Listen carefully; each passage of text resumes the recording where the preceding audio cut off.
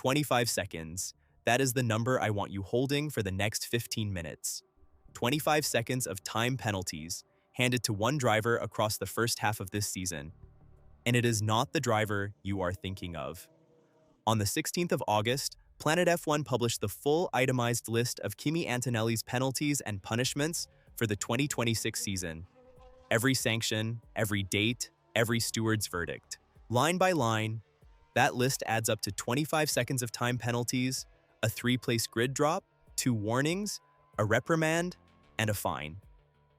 Now put that next to the story that has dominated this sport since the summer break started, which is Lewis Hamilton's penalty streak. 4 sanctions across 3 race weekends. 5 seconds at Silverstone for a false start, 5 seconds at Spa for contact with George Russell, 3 grid places in Hungary for impeding Oscar Piastri, 5 more seconds in Hungary for exceeding the pit lane speed limit by 0.1 kilometers per hour. Add Hamilton's time penalties together, and you get 15 seconds, 25 against 15. The championship leader has 10 more seconds of time penalties than the man chasing him. And almost nobody has said that out loud. Subscribe before we go further, because I am going to walk you through both dossiers in full, and you are going to want the second half of this. And tell me in the comments which country you are watching from. I read every one of them, and this channel gets watched in places I did not expect. Let me build Antonelli's record first, cold, the way you would read a document rather than tell a story. Round 2, the Chinese Grand Prix. Antonelli picked up his first sanction of the year in the sprint, a 10-second penalty for hitting Isack Hadjar. He made a poor start from second, dropped through the field in the opening meters, and had Hadjar on his outside through turn 6. The steward's language on that one is worth hearing exactly, because it is not soft. They found that Hadjar's front axle was ahead before the apex, that under the driving standards guidelines, he had earned the right to racing room, and that Antonelli locked a rear wheel on approach and understeered into the side of the car. Their conclusion: the driver of car 12 was wholly to blame. Wholly, not partially, not with mitigating circumstances noted, wholly. Then Barcelona. Antonelli was shown the black and white flag for track limits 3 times, before the halfway point of a 66-lap race. McLaren, chasing him, believed there had been more, and Lando Norris's race engineer told him on the radio that they had reported it to race control. The stewards reviewed it after the race and found 4 breaches. 5-second time penalty. And now hold this next detail, because it is the single most important fact in this entire video. The FIA acknowledged that one of those violations was only spotted later in the race, which meant Antonelli received his warning flag later than he should have. The officials knew the process had slipped. They applied the penalty anyway. Then Hungary. Max Verstappen spun at the final corner in the 3rd phase of qualifying. Antonelli lifted off the throttle. The stewards found he had not lifted enough. The race reported the figure. He slowed by less than 1%. For that, he took a 3-place grid penalty, a penalty point, and a warning. He had qualified 4th, moved up to 3rd when Hamilton got the impeding penalty, and dropped to 7th on the grid. That is the record.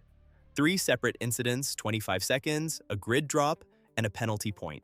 So, follow the chain and let me interrogate this properly. Question 1. Who has more time penalties this season? The championship leader or the man in second? The championship leader by 10 seconds. Question 2. Who has more penalty points on his license? Antonelli. And this one is genuinely striking. Planet F1's penalty points tracker shows that only 2 penalty points have been issued to any driver across the whole of this season. One went to Franco Colapinto at Barcelona. The other went to Antonelli in Hungary. Hamilton, across 4 penalties in 3 weekends, received 0 penalty points. Question 3. Did the FIA acknowledge a procedural slip in either driver's case? In both. In Antonelli's case, they admitted the late flag at Barcelona and applied the sanction regardless. In Hamilton's case, he says he took the Silverstone false start argument into the driver's briefing in Hungary. And in his words, they agreed and are looking into it. The 5 seconds stayed on the sheet. Question 4. Did either result get corrected afterwards? Neither. Question 5, and this is the one worth sitting with. If the governing body is capable of conceding a process failure and leaving the result standing, in both directions, against both drivers, what exactly is the thing we are all arguing about? Because it is not favoritism. The numbers do not support favoritism. I went looking for it and it is not there. Which brings us to the pattern that actually is there. Look at what generates each of these sanctions. Hamilton's pit lane penalty came from a machine. A limiter is a button, 80 kilometers an hour is a fixed published number, and the telemetry either shows you over it or it does not. 0.1 over is over. There is nothing to interpret and nothing to weigh. Antonelli's Hungary penalty came from a machine too. Positioning data, telemetry, a percentage, less than 1% of speed reduction. A number produced by a sensor, compared to a threshold, and converted into 3 grid places. Antonelli's Barcelona penalty came from a counter. 4 track limit breaches, counted by a system. And here's the striking thing. In every one of those cases, the driver's intent was irrelevant. Nobody argued that Antonelli meant to go wide 4 times.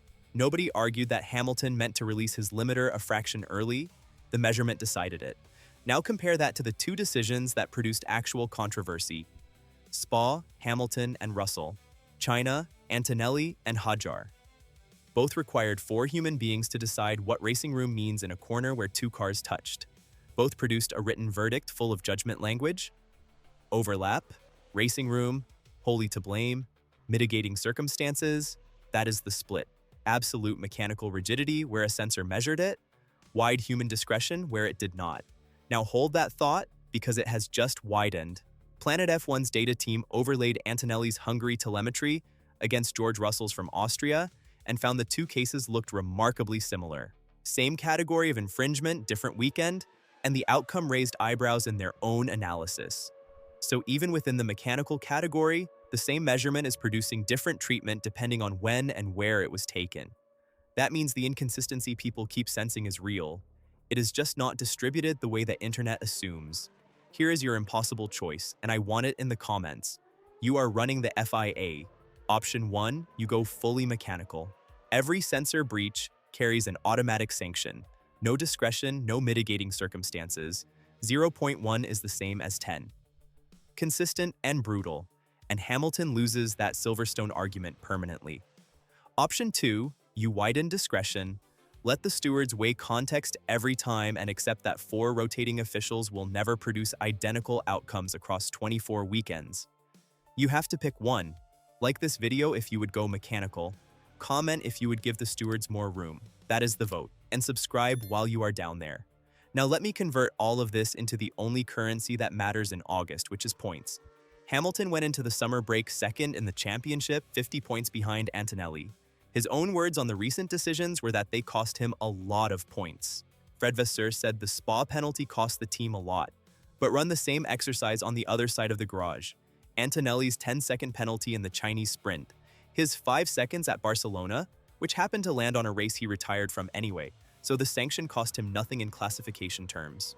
And his Hungary grid drop, which dropped him from 3rd on the grid to 7th, and he still recovered to 3rd in the race, and extended his lead from 45 points to 50. That is the part that does not fit any simple story. The championship leader has taken more seconds and 1 more penalty point, and his lead grew anyway, which is exactly what a 50-point cushion buys you. Sanctions cost the man behind far more than they cost the man in front, even when the man in front collects more of them. And there is a structural reason all of this keeps producing arguments, and it has nothing to do with anybody disliking anybody. Stewarding panels rotate. The 4 people in that room this weekend are not the 4 from the last one. They arrive, they read the same written guidelines, they receive telemetry and video, they decide under time pressure on a Sunday afternoon, and then they go home. There is no institutional memory carried in the people. Consistency is supposed to live in the document. That design works beautifully for a pit lane limiter.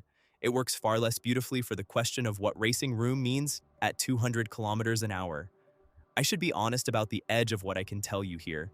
I do not know what was discussed inside any of those rooms beyond what has been published. I do not know whether the Barcelona late flag was raised internally afterwards or whether anyone on that panel disagreed. Nobody outside those 4 people does. Now the strongest case against everything I have just laid out, and it deserves stating properly. 25 against 15 is a raw total, and raw totals flatten context. A 10-second sprint penalty for a collision, the stewards called wholly one driver's fault, is not the same animal as 5 seconds for a 1/10 of a kilometer per hour on a limiter. One is a racing offense with a victim, the other is a measurement error with no consequence to anybody. You could argue fairly that Antonelli's 25 seconds represent 3 ordinary incidents spread across 11 rounds, while Hamilton's 15 arrived in a compressed cluster across 3 weekends, and that clustering is what makes a streak feel like a campaign. You could also argue that Johnny Herbert, the former FIA steward who spoke to Planet F1 on the 8th of August, was simply right. He said the guidelines are plain and simple, that 4 stewards work closely together, and that the room is doing an excellent job. He also said flatly that the stewards have nothing against Lewis. Every word of that is defensible. I am not going to pretend otherwise, but it does not close the thing. Because in 2 separate cases, involving 2 different drivers on 2 different teams, the governing body acknowledged that something in its own process had not worked correctly, and the result stood anyway both times. Subscribe before the reading, because Zandvoort is where all of this gets tested again, and I will be covering the first lap there. So, the reading. There is no evidence here that anybody is targeting Lewis Hamilton. I want to be exact about that, because the moment a channel like this asserts motive, it stops being worth your time. I went into these 2 dossiers expecting an imbalance, and the numbers do not give me one. The championship leader has more seconds and the only penalty point. That is the fact, and it goes against the grain of almost everything you will read in a comment section this week. What the record does show is a governing body that has built 2 completely different systems and calls them one. One system is a censor. It does not care who you are, it does not weigh your circumstances, and it converts 1/10 of a kilometer per hour into 5 seconds and less than 1% of lift into 3 grid places. The other system is 4 people in a room deciding what fairness looked like in a corner, with language like wholly to blame and mitigating circumstances, and a different 4 people next weekend. And when the second system slips, the first system's results still stand. That is not an accusation. It is a legitimate question, and it is this: if the FIA can concede that a flag came late, or that a start procedure needed reviewing, and the classification never moves in either case, then what is the review actually for? Zandvoort is the test, and it comes fast. Both of these drivers are near their power unit limits, both teams are expecting grid penalties in the second half of the year, and every one of them will be generated by a rule, with a number attached rather than a judgment call. Watch which system produces the sanctions from here. Watch whether anybody explains the difference. Tell me in the comments, which number surprised you more, the 25 seconds or the penalty points? I will be reading. Like the video if the comparison landed, subscribe so you get the Zandvoort coverage, and I will see you until the next one.